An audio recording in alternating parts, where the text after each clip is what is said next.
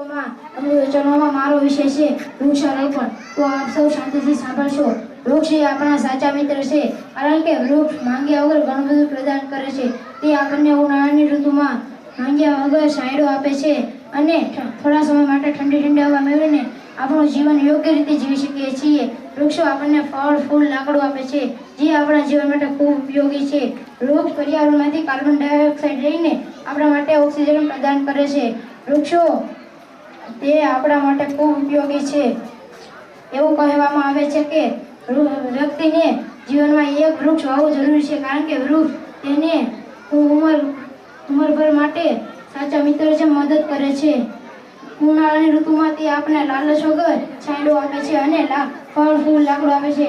હવે એવું કહેવામાં આવે છે કે હવામાનનું ચક્ર ખોરવાઈ ગયું છે. તેનું કારણ છે કે વરસાદની મોસમમાં પણ વરસાદ પડતો નથી.